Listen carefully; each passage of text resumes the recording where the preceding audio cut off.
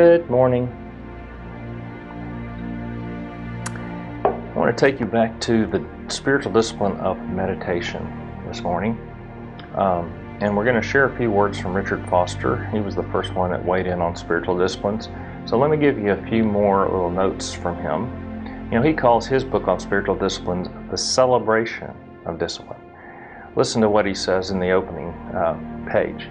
Joy is the keynote of all the disciplines. Does that surprise you? The purpose of the disciplines is liberation from the stifling slavery of self-interest and fear. How does that sound to you? Here's a few notes that he makes on spiritual disciplines. First, he says, the primary requirement is a longing after God.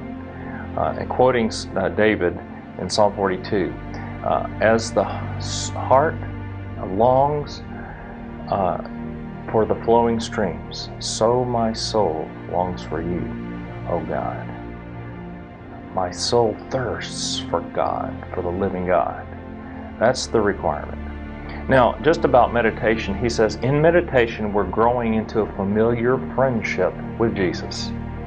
What happens in meditation, he says, is that we create the emotional and spiritual space we need to allow Christ to construct a sanctuary, an inner sanctuary in our heart. You know, He's already in our heart, but we have to allow Him to create the space, the place of worship. We have to allow time for ourselves to be conscious of Him. He says the aim is to bring the living reality into all the rest of our lives, as we described last week. We've already talked about the primary form of meditating on God in the Scriptures, the words of God itself. But now I want us to try another form of meditation, meditating on God in nature. This is revealed in the Scriptures, such as this one.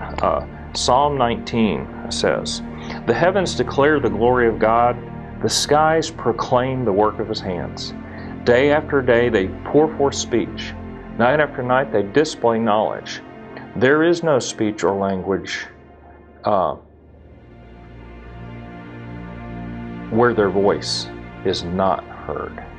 So, the heavens and the skies are proclaiming the message of who God is. Well, let's see if we can begin to listen. Let's try this little meditation idea or set of ideas from Foster today. Give your attention to the created order. Look at the trees. Really look at a flower, its beauty and its symmetry. Allow that to sink deep into your soul and into your mind, into your heart. Listen to the birds. That's my favorite one.